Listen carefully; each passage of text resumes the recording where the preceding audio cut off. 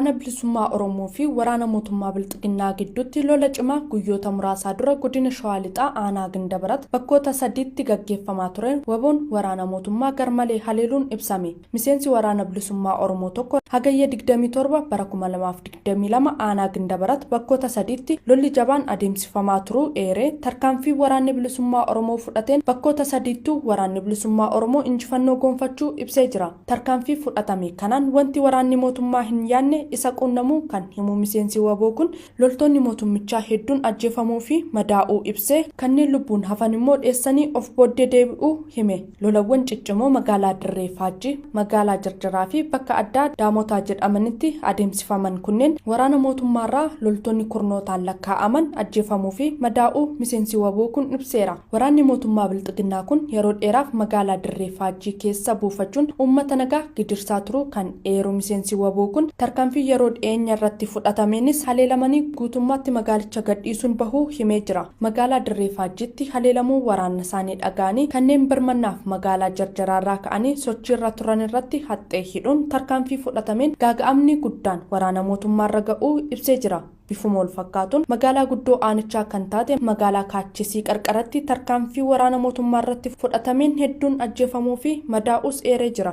Yeroo ammaa waraanni bilisummaa Oromoo zooniiwwan hunda keessatti sirna abbaa irree mootummaa Bilxiginnaa hundeen buqqisuuf waraanni bilisummaa Oromoo falmaa ciccimaa gaggeessaa jiraachuu eeree hanga mirgi uummata Oromoo kabajamee sabni keenya biyya isaarratti ulfinaan jiraatutti qabsoon bilisummaa Oromoof taasifnu itti fufa jechuun miseensi waboo kun dhaameera. Sochii waraanni bilisummaa Oromoo bakkoota hundatti taasisaa jiruu fi tarkaanfiin yeroo ammaa fudhataa jiru kan yeroo kamuu caalaa babal'ataa dhufuu gabaasaa turuun keenya kan yaadatamudha. Raayyaan ittisa biyyaa godinaalee Wallaggaa keessaa ba'uun karaa kaaba biyyattiitti waan socho'eef bakka isaa humna addaa naannoo Oromiyaa lakkoofsan hedduu ta'e galaa akka jiru himamaati jira. Qaawwa kana jidduutti uumameen sosochiin waraana bilisummaa Oromoo dabaluu fi bakkeewwan tokko tokko qaama nagaa eegsisu malee akka hin jirre himamaati jira.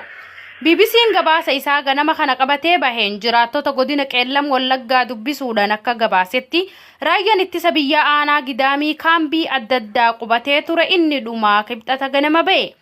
Qaamni mootummaa guyyaa kaleessaa ganama naannoo sa'a 3tti magaalattii gadhiisee ba'e. Ergasii magaalattiin qullaa haftee jirti jee. Jiraatan nageenya isaatiif jecha maqaa isaa akka hin dhahamne barbaadu kun raayyaan ittisa biyyaa dhibbootaan lakkaa'amu kan ji'ootaaf naannoo san qubatee ture sanbata dura irraa eegalee bahuu jalqabe jee. Dhuma torbaan darbe irraa eegalees bakka raayyaan ittisa biyyaa irraa bahe mootummaan humna addaa Oromiyaa galchaa akka jiru jiraattonni himanii jiru. Godina Horroo Guduruu Wallagga aanaa Amuuruu magaalaa Agamsaattis sababa humni addaa Oromiyaa duraan bakka sana ture kaafameen finxaalayyiin Amaaraa faannoo ofiin jedhan lammiilee nagaa irratti haleellaa banuun hedduu ajjeesanii kumaatamaan qe'ee fi qabeenyi isaanirraa akka buqqaan taasisaniiti jiran. Miidiyaan DW Amaarik ta'e kana ilaalchisuun tibbana akka gabaasetti jiraattota naannichaa waabeffachuun namoonni ajjeefaman 55 awwaalamuu fi kanneen 30 ol ta'an hanga yoonatti reeffi isaanii barbaadamaa jiraachuudha hime. Hidhattoonni waraana bilisummaa Oromoos naannolee lixa Oromiyaa keessa socho'anis qaawwa nageenyaan mudate kanatti fayyadamuun magaalota seenuun yaalii akka turan dhagamaati jira.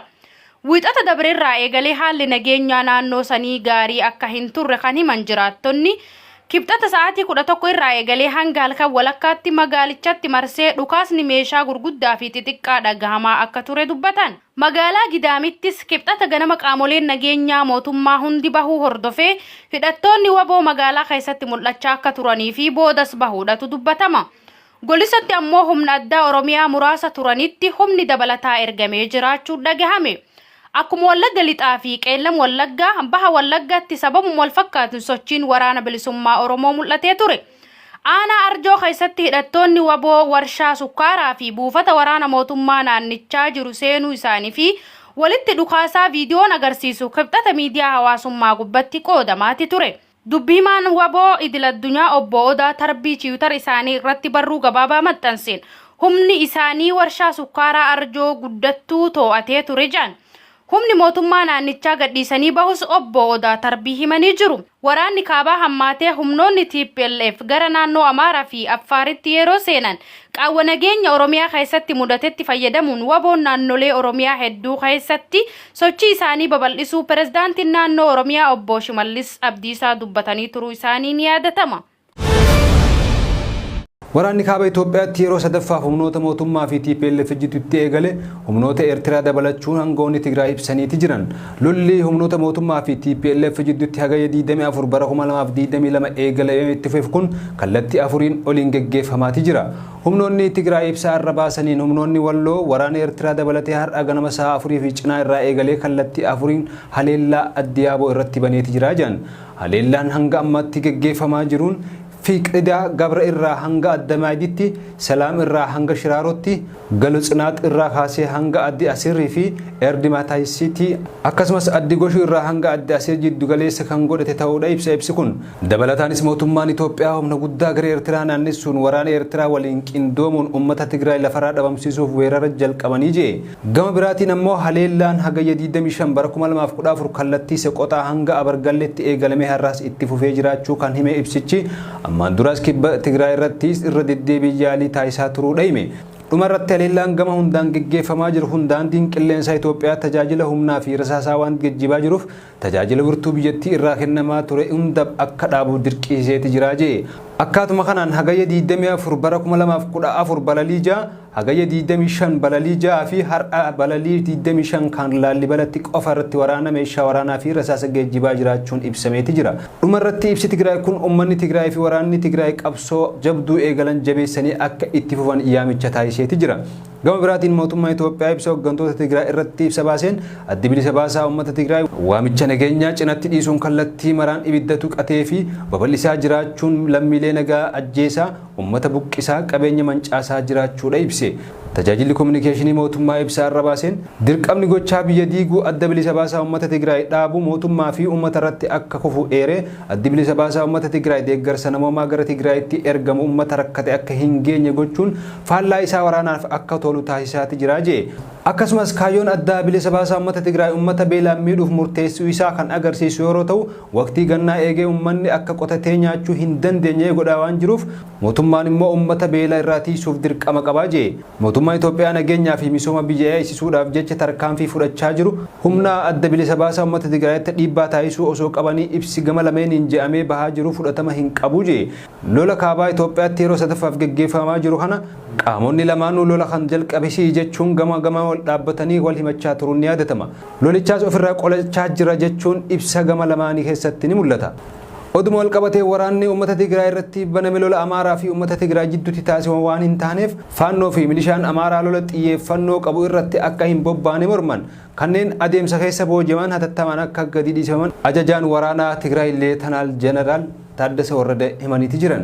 Ajajaa olaanaa raayyaa ittisaa Tigraay Leetanaal Jeneraal Taaddasee Warradeen haala yeroo ammaa irratti ibsa gaazexeessitootaaf kennaniin waraanni Tigraay keessatti geggeeffamaa jiru waraana Tigraay fi uummata Amaaraa jidduutti taasifamaa akka hin taane himanii waraanni Tigraay lafa Amaaraa gara naannoo waraanatti jijjiiruuf fedhii hin qabu garuu lubbuun jiraachuu uummataatiif dirqamaa jee.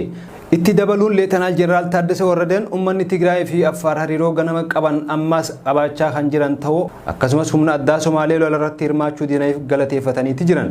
Kana malees waraana Tigraay keessatti humna Oromoo guddaa hirmaachisuuf tattaaffiin taasifamaa ture fashaluu fi waraana bilisummaa Oromoo fi qabsaa'ota biroo waliin tumsa isaanii kan cimsan ta'uu Leetanaal Jeneraal Taaddasee Warradee himaniiti jiran. Dhumarratti raayyaan ittisa biyyaa alagaa waliin ta'uun uummata Tigraay loluun dirqisanii akka Itoophiyaa gadhiisan gochaa waan jirtaniif haleellaan amma raawwatamaa jiru isa dhumaa ta'uu malaa jedhan Leetanaal Jeneraal Taaddasee Warradeen.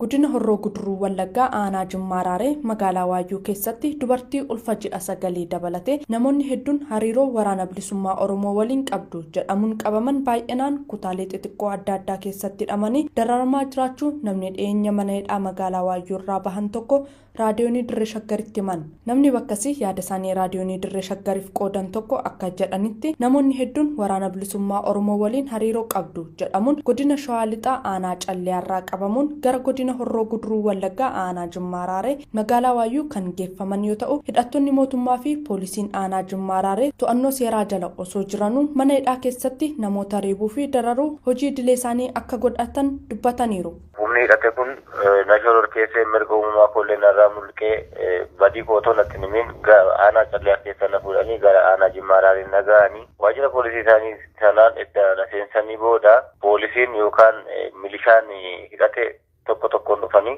ati shaneedha du'atu siif mala haruma duuta bakka eeggachaa jirta teessee naan jecha dabareen natti wal furuudhaan baay'ee na doorsisaa baazina harka kootti kaa'anii mana keessatti na darbatanii hamma guyyaa shanii namni deebi'ee dhufee na gaafateeru sin jiru maal gootee takkannaan jedhee sin jiru badii kee kana jedhee kan na beeksisee hin jiru akka seera barreeffamee jiruttis immoo sa'aatii 24 booda namni tokko balleessaa isaaf shakkamaan tokko qoratamuu qabaadha ture kanan beeku sa'aatii 24 ture maaliif akka kun natti himtanii yookaan shakkitanii na fiddan natti himtanii jedhee yeroon dubbadhu deebiin isaan naaf kennan rukuttaa fi doorsisa.